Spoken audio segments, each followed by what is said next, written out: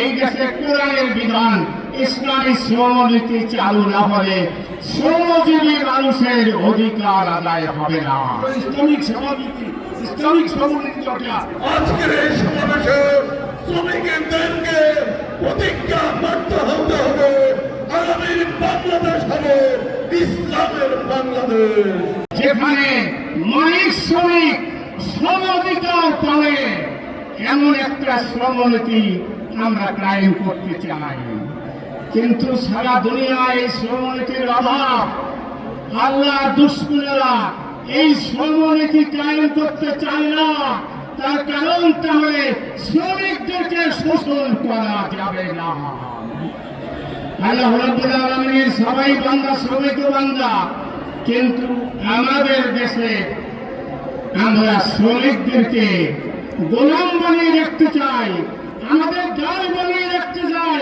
বাংলাদেশ শ্রমিক কল্যাণ ফেডারেশন আল্লাহ ছাড়া কেন দাস হতে পারে না। প্রতিটি শ্রমজীবী মানুষকে রেশনের ব্যবস্থা করতে হবে।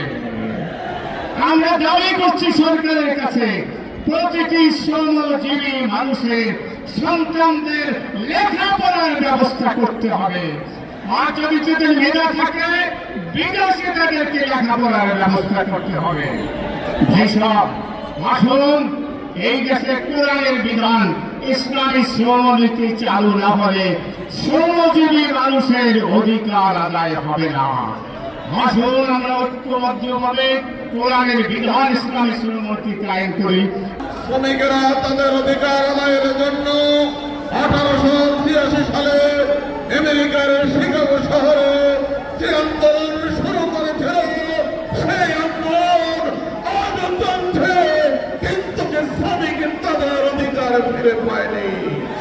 প্রিয় ভাই এবং বন্ধুগণ, সভ্যতার কর্ম বিকাশের প্রতিটি ছোঁয়ায় শ্রমিকদের অবদান, কিন্তু শ্রমিকেরা যুগে যুগে নির্যাতিত, নিষ্পেষিত, অবহেলিত। আজকে আমাদের বাংলাদেশ স্বাধীন হয়েছে 54 বছর। বিভিন্ন শ্রমিক নেতৃত্বকে ব্যবহার করে, শ্রমিকদেরকে ক্ষমতার সিঁড়ি হিসেবে ব্যবহার করে এই দেশে এমপি হয়েছে, মন্ত্রী হয়েছে, উপপ্রধানমন্ত্রী হয়েছে, দেশে বিদেশে গাড়ি বাড়ির মালিক হয়েছে, কিন্তু সত্যিকার অর্থে শ্রমিকদের ভাগ্য পরিবর্তনের জন্য তারা কোনো কাজ করে নাই। শ্রমিকদের অধিকার দিয়েছিল রাসূল খুদা সাল্লাল্লাহু আলাইহি ওয়াসাল্লাম। তিনি যে রাষ্ট্রের রাষ্ট্রপতি ছিলেন, সেই রাষ্ট্রের অর্থমন্ত্রী বানিয়েছিলেন একজন শ্রমিককে। আজকে বাংলাদেশ শ্রমিক কল্যাণ ফেডারেশন বাংলাদেশে একটি ইসলামী রাষ্ট্র প্রতিষ্ঠা করতে চায়, যে রাষ্ট্রে শ্রমিকেরা তাদের অধিকার ফিরে পাবে। সেই রাষ্ট্র প্রতিষ্ঠার আন্দোলনে আজকের এই সমাবেশে শ্রমিকদেরকে প্রতিজ্ঞাবদ্ধ হতে হবে, আগামীর বাংলাদেশ হবে ইসলামের বাংলাদেশ। আসলে ইসলামিক সমাজনীতি, ইসলামিক শ্রমনীতি চর্চা এবং ইসলামিক শ্রমনীতি যদি ইসলাম নীতি হয়, কোরআনের সমাজ কায়েম হয়, তাহলে ইসলামে এই শ্রমিকদের দাবি দেওয়া পূরণ হবে ইনশাআল্লাহ।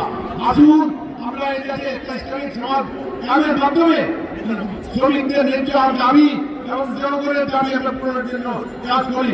আল্লাহ রাব্বুল আলামিন আমাদের সেই তৌফিক দান করুন। ওয়া মা তৌফিকি ইল্লা বিল্লাহ। আসসালামু আলাইকুম ওয়া রাহমাতুল্লাহি ওয়া বারাকাতুহু।